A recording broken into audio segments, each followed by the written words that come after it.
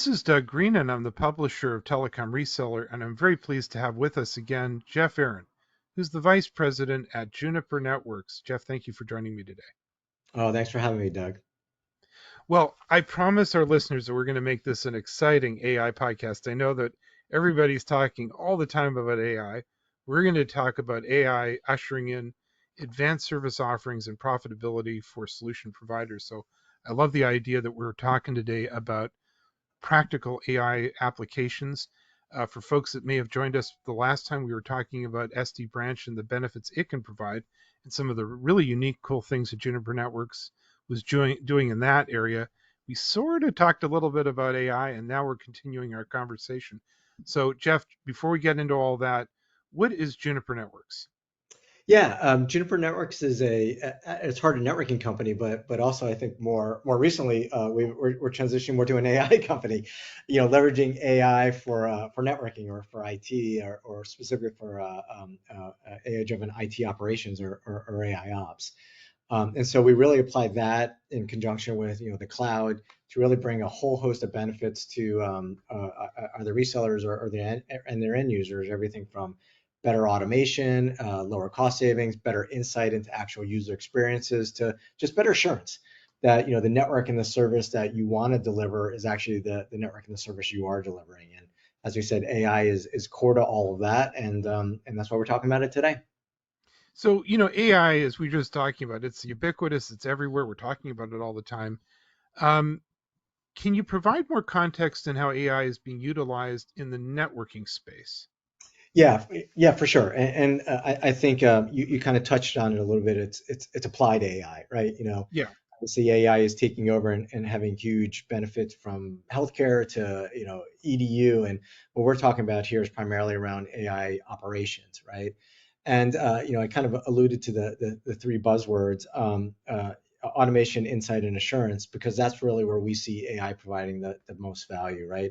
Automation around faster provisioning or self-driving corrective networks that actually fix themselves. Insight into not just is the network working, but what is the actual experience that Doug or Jeff is having on the network, right? Because just because the network's up doesn't mean it's actually good. And then lastly, assurance. Like we said, assurance that you're out there delivering the network expectations you want, and that your users are getting the services delivered to them that they need to do their jobs. So that's really where AI comes into being. So, what challenges do solution providers face currently that you think AI can help address?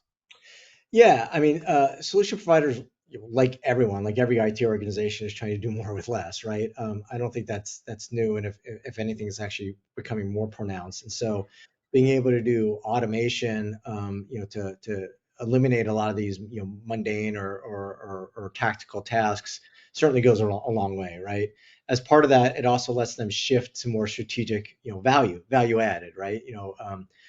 Taking the word VAR, value add is key to that particular nomenclature. And so again, it's not just about offering circuits or or even management constructs. Again, how do you add more value in terms of better analytics, better SLAs, advanced services like location, or advanced security services. Again, AI is core to all of that, and so that way, for a solution provider, it's again, not only are you improving your own operations, but how do you deliver more value to your end users? And AI is core to that. So, let's talk about Juniper. What is your approach in this space? Yeah, so good question. So, taking a little bit walk down memory lane, Juniper had acquired a company called Mist about 4 years ago. Actually, I was at Mist at the time, and ostensibly that people said, well, hey, Juniper's bringing wireless into their portfolio, but it was more than that. Obviously, it was bringing a modern microservices cloud coupled with an AI engine, right? So, at that instance, the wireless was built from the ground up to focus on AI-driven operations, right? Pulling in the right data, applying the right domain expertise, introducing a virtual network assistant that can answer questions on par with a human. That was all part of the Mist acquisition. And it started with wireless, but the Juniper vision was to extend that across the whole, the whole enterprise portfolio. So shortly after we brought wired access into the equation with our EX platform, we acquired a company called 128T and added SD-WAN. We brought in some of the security elements. In fact, we just launched a NAC solution last week. So again, the whole vision here is to do client to cloud AI-driven operations, so that if something goes wrong, like this call, right? If the call between me and you goes down, a solution provider can easily say it was the Wi-Fi, it was the wired network, it was the WAN, it was this application, it was the cloud. Where was the problem? So we can go fix it, or even better, it can predict problems. Like, certain characteristics are happening where it looks like Doug and Jeff's, video call is going to go down. How do we self-drive around that to make sure that they don't even realize that's a problem? And so that's Juniper's vision, and that's how we've implemented. Really building this from the ground up, leveraging a modern cloud, bringing in a full stack solution, pulling in the right data, and really delivering end-to-end automation, insight, and assurance. That's what we're doing. So do you actually have AI enabled products already in your portfolio? Yeah, for sure. So like we mentioned, the wireless access, our access points are all managed via the Mist Cloud and Mist AI engine.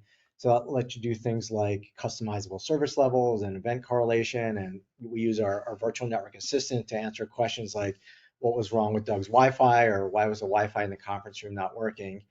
Since then, we had our wired access portfolio. So that's our EX family that's now managed via the cloud. And again, same thing, you can do SLEs and event correlation and tie it together with the wireless domain. Our SD-WAN portfolio is AI driven. So again, same cloud, same AI engine. So you can correlate all these issues across all these domains for better experiences, as well as some of our security elements. Like we said, we just introduced a new NAC solution last week. Again, common cloud, common AI engine. So you're starting to see the themes there, that we want to bring everything together so you can have all your intelligence together for better interactivity between the solutions. But those are some of the examples of some of our AI-driven solutions, as well as some of our support solutions as well. Also leverage AI for better troubleshooting, proactive RMAs, that kind of thing. So what type of end customer benefits do you see integrating into a Mist cloud solution? Yeah. So we have two types of customers, right? There's the people that buy our product, which are mostly the operators or the solution providers, and for them, it's all about how do you lower OpEx? How do you avoid fat finger errors? How do you add more value in terms of better services to their end users, right? So that could be the student that shows up on Dartmouth campus, or that could be a patient that shows up at a VA hospital, right? Or just a coder that shows up at Seagate or NVIDIA's campus headquarters, right? And for them, it's just about, is the network reliable and is it delivering me a good experience, right? And so that can be measured in less trouble tickets, like ServiceNow eliminated over 90% of their trouble tickets, to just less on-site visits to go fix problems. Manifests itself in different ways, but ultimately it's just about, is the network more reliable? Is it delivering a better experience? And is it more cost effective to run and maintain? And I see in there a few examples. Do you have more? Yeah. So another great example is the Gap, right? They were able to eliminate 85% of their truck rolls to their stores, right? So that's a great example of, that's just a cost savings for them to go out and fix things. But also, if the stores go down, that means their shoppers have a bad experience, right? That means the employees have a bad experience. The point of sale devices don't work, and again, that could be a wireless issue. It could be the WAN, right, issue as well. So the quicker you can go and identify those problems, the more cost savings you can drive, and ultimately the more benefits you can deliver. So that's another great example of a customer that turned to us. Dartmouth, I mentioned them before. Again, they wanted their students to have a great experience, whether they're sharing Xboxes in their dorms, to whether they're walking across campus, or involved in some kind of project where they need to access data halfway across the world, right? So that's an example where, again, they turn to an AI-driven network from Juniper to really solve a variety of those needs. So it sounds like one of the big takeaways today is, AI is not just a theoretical thing and I can sort of fool around with it. It's something I can actually go and sell today, and it solves and adds value today for end users or customers. Yeah, absolutely right. And again, even our solutions providers or our sellers in general, it's not like they're necessarily selling the AI, but they're selling the benefits of AI. And that's what I think, most end users care about is, how does it drive more business benefits? How does it lower costs? And it's our job to make sure that it's using AI and using it correctly, right? So our customers don't necessarily need to know, is it using mutual information or Bayesian inference or deep learning or neural networks? We're happy to explain it to show, what it's using, but it's more about, do they trust the results and do they get value out of it? And the answer is yes. It's real. It's been shipping for several years, and the results and benefits are extremely quantifiable. Jeff, I'm so happy that we're actually sort of finishing up sort of what was AI month here, and on our podcast, this small little podcast series with you, with what you just said, because at the end of the day, it's solution selling, not really AI selling. Yeah, that's exactly right. And we kind of talked about it earlier. It's applied AI, right? Yeah. AI is a means to an end. It's a series of technologies. It is a buzzword. There's a lot of AI washing out there. And like we said, ultimately it's about, do you trust the results and are they delivering you value? We point at AI as a way to deliver that in a differentiated way for Juniper. But yeah, ultimately it's the results that you get out of it. And I really enjoyed the hearing about these examples of retail, of education, and so on, where the customer, the student, whoever's the user, they're not really worried, hey, this was AI driven. They're like, hey, this was a great experience, this really helped me. For sure. Where can we learn more about Juniper Networks? Yeah, so obviously, Juniper.net is a great place to start. If you're interested in a little bit more specifically about AI and AI ops, Juniper.net/AI ops is a good place to go, where we talk a little bit about, what that means to us, how you differentiate, and then, kind of launch pads there into specific solutions and specific verticals, and how you leverage it. So I think that's probably a really good place to go, and to start your journey to learn more about it.